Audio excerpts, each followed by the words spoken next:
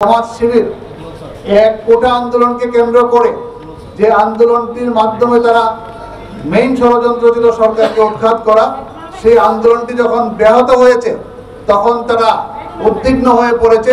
তারা বিভিন্ন সূত্র ধরে বিভিন্ন ইস্যু তৈরি করে তারা চাচ্ছে সেই আন্দোলনটিকে জিয়ে রাখার জন্য, এবং সরকার পতনের যে ষড়যন্ত্র সেই ষড়যন্ত্রটি তারা বহাল রেখেছে, সেই ষড়যন্ত্রটি তারা করে যাচ্ছে। এবং যারই উপকরণ হিসাবে এই 6 জন যারা মেইন কোটা আন্দোলনকারী, তারা স্বেচ্ছায় তারা বলেছে তাদের নিরাপত্তা দরকার। তাদেরকে অ্যারেস্ট করা হয়নি, তাদেরকে ডিটেনশনেও নেওয়া হয়নি, তারা একটি নিরাপত্তা স্থানে রয়েছে তাদের আকুতি অনুযায়ী। প্রথম আলো রিপোর্ট করেছে বেশ কয়েকদিন একাধারে যে তারা নিরাপত্তা চাচ্ছে, তাদেরকে নিরাপত্তা দেওয়া হয়েছে। তারা বিষয়টিকে নিয়ে সুপ্রিম কোর্টে একটি রিট দায়ের করেছে, আপনারা জানেন। এবং রিটে আমরা স্পষ্টভাবে বলা হয়েছে সরকারের পক্ষ থেকে গতকালকে যে তাদেরকে অ্যারেস্ট করা হয়নি, তাদেরকে ডিটেনশনেও নেওয়া হয়নি, এবং তাদেরকে আইন মেনেই ওখানে রাখা হয়েছে তাদের নিরাপত্তা প্রদানের জন্য। এবং তারা স্বেচ্ছায় সুপ্রিম কোর্ট থেকে কোটা সংস্কার করে যে রায়টি দেওয়া হয়েছে আন্ডার আর্টিকেল 104, সেই রায়টিকে তারা স্বাগত জানিয়েছে, তারা মেনে নিয়েছে, এবং প্রজ্ঞাপনটিকেও স্বাগত জানিয়েছে। তারা তাদের আন্দোলনকে প্রত্যাহার করেছে। কিন্তু এই আন্দোলনটিকে জিয়ে রাখার জন্য বিএনপি, জামাত, শিবির তাদের প্রচেষ্টা অব্যাহত রেখে তারা এখানে সংবাদ সম্মেলন করছে, পার্টি অফিসে সংবাদ সম্মেলন করছে, সুপ্রিম কোর্টে তারা মামলা নিয়ে আসছে, আবার গণ তদন্ত কমিটিও তারা গঠন করেছে। সেই চিহ্নিত চক্র যারা এই কাজগুলি সবসময় করে থাকে, আজকেও তারা এই কাজগুলি করে যাচ্ছে।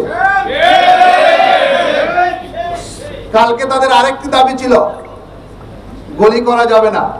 সেখানে এই গণতদন্ত করে তারা একটি কথাও বলে নাই কোন গুলিটা বেআইনিভাবে হয়েছে, কোন গুলিটা পুলিশ আরবিট্রারিলি করেছে, পিআরবি এবং সিআরপিসি না মেনে করেছে।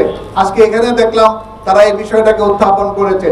পুলিশ, সিআরপিসি, পিআরবি সহ সকল আইন, রুলস, রেগুলেশন মেনেই তারা এই পরিস্থিতিকে শান্ত করেছে। তাদের মনে বড় কষ্ট এই কারণে যে তারা যে কারণে একটি আন্দোলন করতে চেয়েছিল, সেই আন্দোলনটি স্থগিত হয়ে যাওয়ার কারণে তারা আবারও চায় বিভিন্নভাবে এই আন্দোলনটিকে যাতে জিয়ে রাখতে পারে।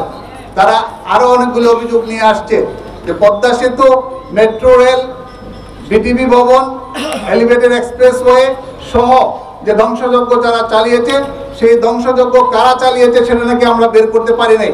সেই ধ্বংসযজ্ঞ নিয়ে মামলা হয়েছে, এবং সেই মামলাগুলি 53টা মামলা হয়েছে, হত্যাকাণ্ডের 53টি মামলা হয়েছে, এবং 53টি মামলারই তদন্ত কার্য পরিচালিত হচ্ছে। 264টি মামলা হয়েছে হত্যাযজ্ঞ, ধ্বংস এবং সাবোটেজ যারা করেছে, বিভিন্ন আইনে এই মামলাগুলি হয়েছে। স্পেশাল পাওয়ার অ্যাক্টের 15 ধারায় মামলা হয়েছে, এক্সপ্লোসিভ সাবস্টেন্স অ্যাক্টের 3 এবং 4 ধারায় মামলা হয়েছে, সন্ত্রাস দমন আইনে মামলা হয়েছে, দণ্ডবিধি আইনে মামলা হয়েছে। সুতরাং আইন মেনে সবগুলির যথাযথ তদন্ত হচ্ছে বিভিন্ন সংস্থার মাধ্যমে। সেই সাথে মাননীয় প্রধানমন্ত্রী যে হত্যাকাণ্ডগুলি বিতর্কিত সেগুলি ডিটেক্ট করার জন্য বাংলাদেশ সুপ্রিম কোর্টের হাইকোর্ট ডিভিশনের একজন মাননীয় বিচারপতি জনাব খন্দকার দিলুরুজ্জামানের নেতৃত্বে তদন্ত কমিটি গঠন করে দিয়েছেন। গতকালকে মাননীয় আইনমন্ত্রী বলেছেন প্রয়োজনে কমিটি পরিবৃদ্ধি করা হবে। তারপরেও এই হত্যাকাণ্ডের তদন্ত সুষ্ঠুভাবে যেন বের হয়ে আসে, কোন কুশীলবরা এই হত্যাকাণ্ডের সাথে জড়িত ছিল, কি কারণে তারা নিহত হলো, সেটাকে বের করে আনতেই হবে। মাননীয় প্রধানমন্ত্রী এই বিষয়ে বদ্ধপরিকর। আপনারা জানেন আইন শৃঙ্খলা রক্ষাকারী বাহিনীকে সহায়তা করার জন্য, সিভিল অ্যাডমিনিস্ট্রেশনকে সহায়তা করার জন্য কারফিউ জারি করা হয়েছে। সেই সাথে আর্মি টহল দিচ্ছে। তারা কিন্তু একটি হত্যাকাণ্ডের সাথেও বা তারা আসার পরে একটি গুলিও চালানো হয় নাই। এর থেকেই প্রমাণিত হয় যে পুলিশ কখনোই এক্সেস গুলি বর্ষণ করে নাই। কারণ আন্দোলন আগে থেকে হয়ে আসছিল, তখনও পুলিশ কোনো গুলি বর্ষণ করে নাই। আন্দোলন যখন দিক বেদিক শূন্য হয়ে গিয়েছিল, আন্দোলন যখন শুধু পুলিশের উপর হচ্ছিল, সাংবাদিকদের উপর হচ্ছিল, আপনারাও জানেন আপনাদের সাংবাদিক মারা গিয়েছে, অনেক সাংবাদিক আহত হয়েছে। তারা একটা গ্রুপকে টার্গেট করেছিল, তার প্রধান শিকার হচ্ছে পুলিশ, তার প্রধান শিকার হচ্ছে সাংবাদিকরা। টিভি মিডিয়া ভবন বিটিভি আক্রমণ করেছে, আরো বিভিন্ন টিভি ভবনের সামনে তারা গিয়েছিল, তারা ডেমনস্ট্রেশন করেছে, ধ্বংসযজ্ঞ চালাতে চেয়েছিল। পুলিশের প্রহরার কারণে বা আর্মি প্রহরার কারণে, বিডিআর প্রহরার কারণে তারা কিন্তু সেই ধ্বংসযজ্ঞটা চালাতে পারে নাই। সুতরাং আমি আপনাদেরকে জোরালোভাবে বলতে চাই যে তারা এইসব সংবাদ সম্মেলন, আইনি প্রক্রিয়া যাই করছে না কেন, তাদের উদ্দেশ্য হচ্ছে তারা যে ষড়যন্ত্র করেছিল, সরকার পতনের ষড়যন্ত্র, সেই ষড়যন্ত্র যখন বেঁচতে যাচ্ছে তখনই তারা এইসব খড়কুটো ধরছে, যার মাধ্যমে তারা আন্দোলনকে জিয়ে রাখতে চায়।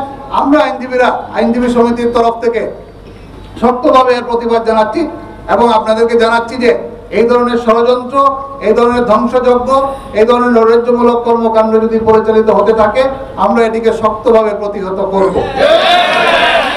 এর বাইরে তারা আরো কিছু বিষয় নিয়ে আসছে যে তারা যদি তদন্ত কমিটি গঠন করে, যাদের মাধ্যমে তদন্ত কমিটি গঠন করেছে তারাই, গতকালকে আমাদের অতিরিক্ত অ্যাটর্নি জেনারেল বিষয়টি অনেক সুন্দরভাবে পয়েন্ট আউট করে বলেছেন, যদি তারা গণতদন্ত কমিটি গঠন করবে তার আগেই তারা 2 লাইন লিখে একটা রিপ্রেজেন্টেশন দায়ের করে কিভাবে বলে যে এই সমস্ত কর্মকাণ্ড উদ্দেশ্যমূলকভাবে চালানো হয়েছিল। দেশের আইন শৃঙ্খলা পরিস্থিতি নিয়ন্ত্রণের জন্য প্রথম দায়িত্ব কিন্তু আইন শৃঙ্খলা বাহিনীর। সুতরাং আইন শৃঙ্খলা বাহিনী সুষ্ঠুরূপে সেই দায়িত্বটি পালন করে যাচ্ছে। এর বাইরে আমরা বলবো, আজকে আপনারা জানেন যে একটি সিদ্ধান্ত ইতিমধ্যে হয়ে গিয়েছে যে জামাত শিবিরের রাজনীতি নিষিদ্ধ করা হবে এবং তাদের এই রাজনীতি নিষিদ্ধ হওয়ার পর তাদেরকে নিয়ে বিএনপি যে ষড়যন্ত্রে নেমেছে, বিএনপি তাদেরকে লালন পালন করে আসছে বহু আগে থেকে। কখনো তারা বিএনপি সামনে যায়, তারা পিছনে থাকে, কখনো তাদেরকে সামনে দেয়, বিএনপি পিছনে থাকে। এই যে নীলা খেলা চলছে, এই আজকের এই সিদ্ধান্তের মাধ্যমে অফিসিয়ালি সেই নীলা খেলা বন্ধ হবে। বিএনপি জামাতের সেই চক্রান্ত আর সফল হবে বলে আমি মনে করি না, সুপ্রিম কোর্ট আইনজীবী সমিতি মনে করে না। আমরা দৃঢ়ভাবে এর প্রতিবাদ জানাই, এর নিন্দা জানাই যে যা করেছেন এনাফ ইজ এনাফ, আর সামনে বাড়বেন না। সামনে বাড়লে বাংলাদেশের সুপ্রিম কোর্ট আইনজীবী সমিতি এবং বঙ্গবন্ধু আইনজীবী পরিষদ সহ প্রগতিশীল শক্তি, স্বাধীনতার পক্ষের শক্তি আপনাদেরকে প্রতিরোধ করে তুলবে।